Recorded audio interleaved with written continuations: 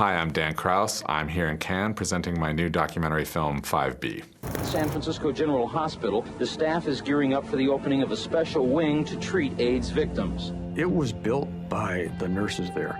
We were gay, we were straight, we were young, we were old. And of course, that was a time when nobody even knew how it was spread. Dan, congratulations on the film. Thank you. Tell us, what was 5B?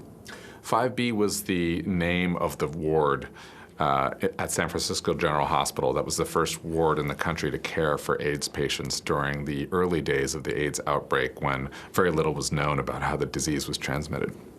Julianne Moore and Bono are backing the film 5B because they obviously found it so powerful. When you began this project, did you have any idea how important this film was going to be and how inspirational it was going to be? I had a sense, certainly, that it was an important film because the story had gone untold for more than 35 years, and I was, quite frankly, shocked that it had never been told in such a full way, and that so many of the nurses that were founding members of the ward were still in the Bay Area, in the San Francisco Bay Area, and willing to speak to us and to tell their story. And it felt like the perfect moment to tell this story. There was a resonance between what happened in that ward 35 years ago and what we see happening today. And we felt very privileged to have the opportunity to tell that story for the first time in this full way. It's an interesting time to be telling a story about a group of people who banded together to confront intolerance, bigotry, fear-mongering, using compassion, grace, and care. I think it can serve as a model. I hope it will serve as a model and an inspiration for people who see the film, a call to arms, if you will. It's brought change for how hospitals work. People came to our unit from worldwide to find out what we were doing, how or why. We weren't afraid.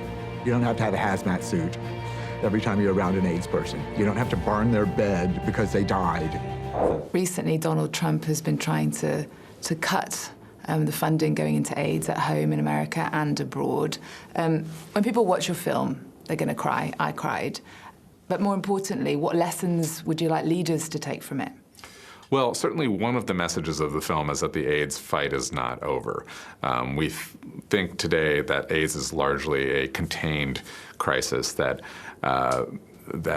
people are living very long and full lives with AIDS today in a way that wasn't possible 35 years ago. It's no longer the same kind of death sentence, and yet around the world there are people still dying of AIDS and suffering tremendously from the disease. The fight isn't over yet, and I think if there's one message that the nurses would like to convey, it's that we're not there yet. But apart from that, I also think that the film serves as a metaphor, in a way, for any time in history when groups of people are called to confront hatred and bigotry. Again, I think the nurses did something that was special. They didn't have to burn anything down. They didn't fight with their fists. They didn't raise their voices. All they did was provide care to other people, the most quintessential human characteristic, one that they felt was so important that they were willing to defend it with their lives. My name is Allison Moet Polercio, and I was a nurse. I was one of the 12 original nurses who opened the AIDS unit at San Francisco General Hospital in 1983. And then a short while later, I became the nurse manager of that unit.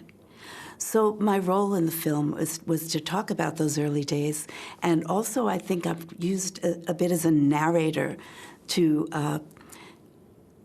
talk about the events some of the events that unfolded that you'll see in the course of the film. The nurses were the real heroes.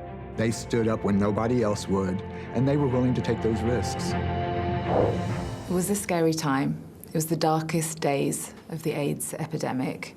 Your compassion, your empathy, your love in the film is an inspiration to us all.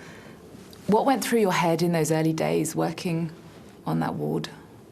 In the very earliest days, we didn't begin to have an idea of the scope of the epidemic, both in terms of numbers and in terms of the disease itself, how it would manifest. We were devastated, we were shocked, and we were desperate to do the very best that we could. Tell us exactly what that means for people who haven't seen the film. What actually happened on that ward? Because most of the people died, didn't they? People died. In San Francisco at that time, the population that approached us was basically young people, young men. We saw these beautiful young men whittled away by disease and illness almost before our eyes. So we saw them lose their health. We saw them lose their minds. We saw a disease that you can. Oh. It's okay. It's okay. It's just. You're gonna make me was. cry. I think we will carry. I think all of us who were there will carry this with us until our own deaths. But we saw them.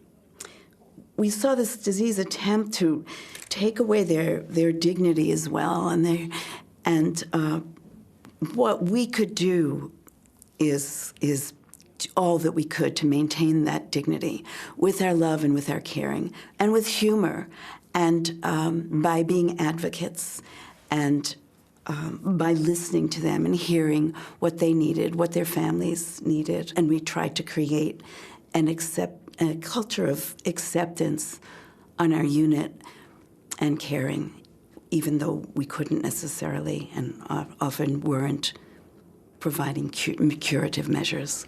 My name is Hank Plant, and I am a journalist in the United States, and I was interviewed in the film because I covered the early days of AIDS, including 5B, the ward at the hospital. The party scene was wild.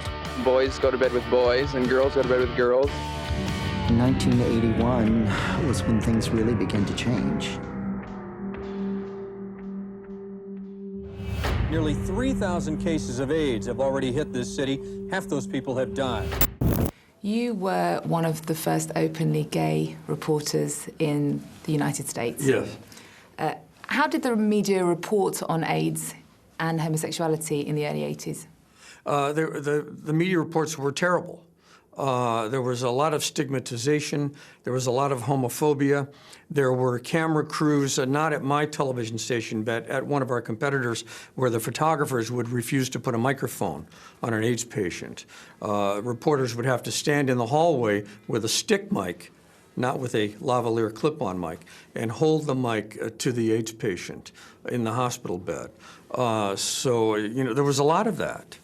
One of the most powerful things in the film is the interview that you did with Mary McGee, who is the nurse who worked on 5B and actually contracted the HIV virus through a needle prick.